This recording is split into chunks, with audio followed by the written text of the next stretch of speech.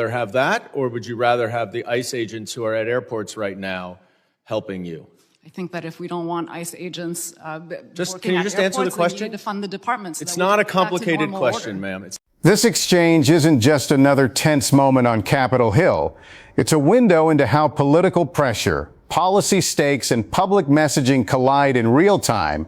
Because at the center of this confrontation is something deceptively simple: a question about airport security, funding, and who should be doing the job. But underneath that, it's really about accountability, about who gets blamed during a government shutdown, and about how each side frames responsibility in front of the public.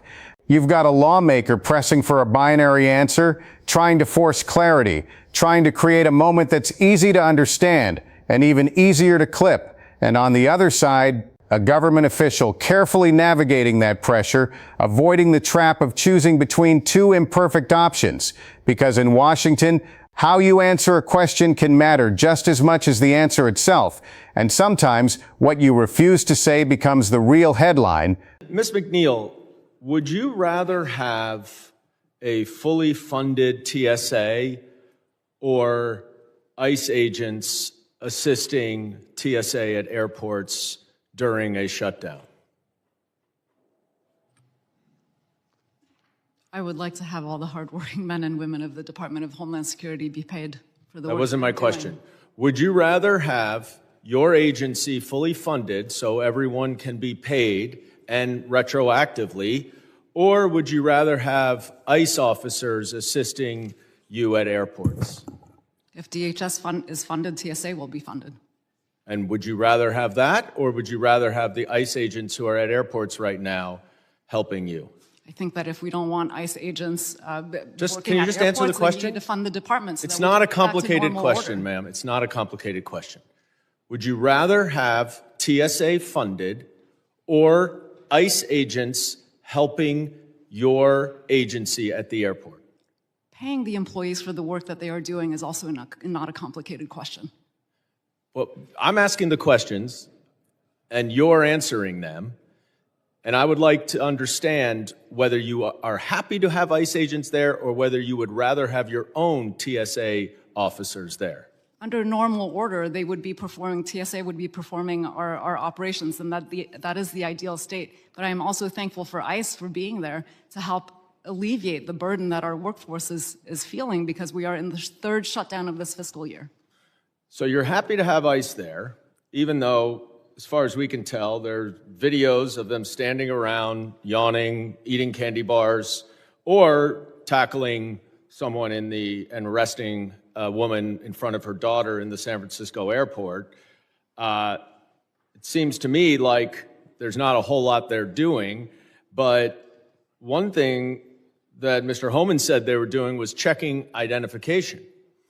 So do you have any concerns about passengers whose identification are being checked by ICE agents who are armed and may arrest them?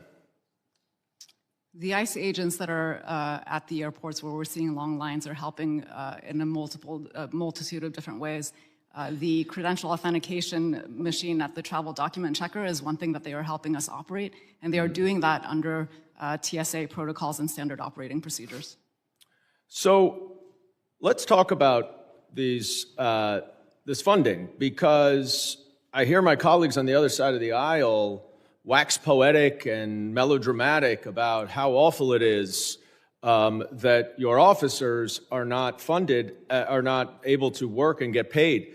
And I want to be very clear. I 100% agree with that. The problem is that it is the Republicans who have voted down TSA funding over and over and over again. And you don't have to take my word for it. Let's listen to Senator Kennedy on Fox News, if we could play the clip. The Democrats have offered to open up everything but ICE. Ted and I said, okay, let's accept their offer.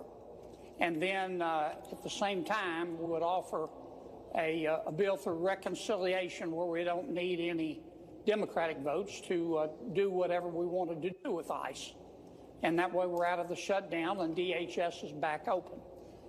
We submitted that, Senator Thune submitted that to President Trump, as is his right. He said no. No deals with the Democrats. So we're back to square one. No deals with the Democrats.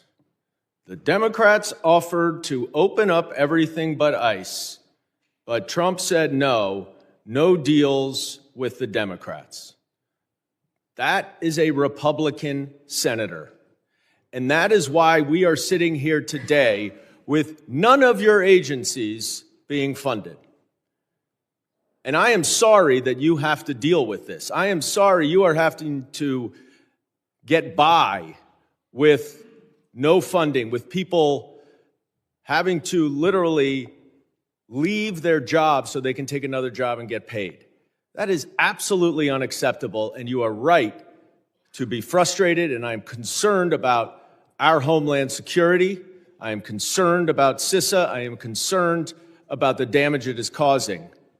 And that is why you ought to call your boss, President Trump, and tell him to take the offer that the Democrats made to fund all of your agencies. And I yield back. What makes this exchange so revealing is not just the disagreement, but the structure of the argument itself. You can see very clearly that the question is designed as a forced choice, a classic binary framing. Would you rather have this or that?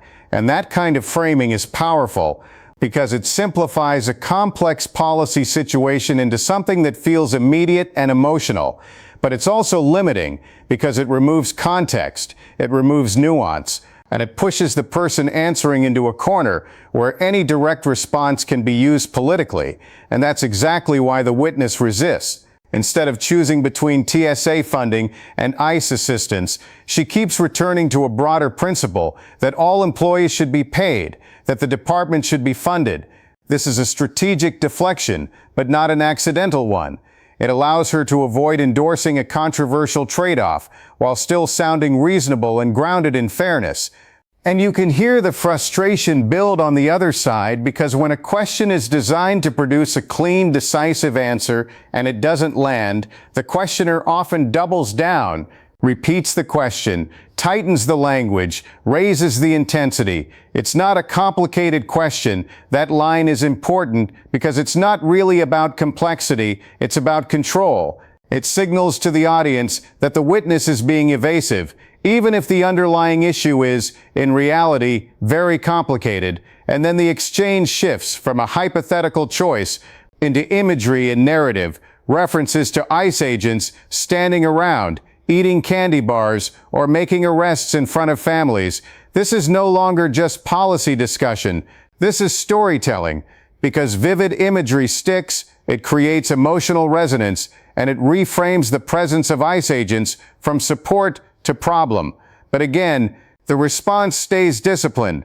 The witness leans on procedure, protocols, standard operating guidelines. That's another deliberate strategy when faced with emotional or anecdotal framing. Pivot to systems, to rules, to institutional structure. It reduces the impact of the narrative and brings the conversation back into a controlled, bureaucratic space. And then comes the most significant shift in the entire exchange, the move from operational questions to political blame. Suddenly, this is no longer about TSA versus ICE. It becomes about who caused the shutdown, who blocked funding, and who should be held responsible. And this is where the clip within the clip plays a critical role, because introducing a statement from a member of the opposing party is a way of reinforcing credibility. It says, this isn't just my argument. Your own side has said this. That's a powerful rhetorical move. It attempts to collapse partisan resistance by using internal contradiction as evidence.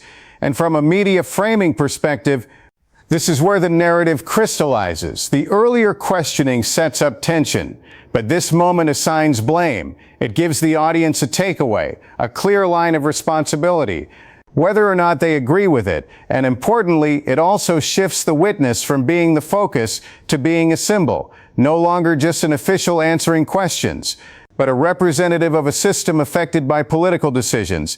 And that's why the closing lines matter so much. The apology, the acknowledgement of hardship, the call to action directed at leadership. This is about aligning with the worker, with the public servant, while redirecting frustration upward. So who benefits politically from this exchange? On one side, the questioner gains a moment of visible pressure, a clip that shows persistence, and an attempt to highlight perceived inconsistencies or concerns. On the other side, the broader message reframes the issue around funding responsibility, potentially strengthening a narrative about who is prolonging the shutdown. But the witness herself plays a different role entirely. Her goal is not to win the argument, but to survive it, to remain measured, to avoid saying anything that can be weaponized, and to project stability in the middle of political conflict. And in many ways, that restraint is its own form of strategy, because in high-stakes hearings like this, not losing control is often more important than scoring points. And that leaves us with the bigger question. When you watch an exchange like this, are you more persuaded by the directness of the questioning or by the caution and discipline of the response? Who do you think actually came out ahead here, and why? Let me know your thoughts. And if you want more breakdowns like this, where we go beyond the headlines and unpack what's really happening, make sure to subscribe and stay tuned.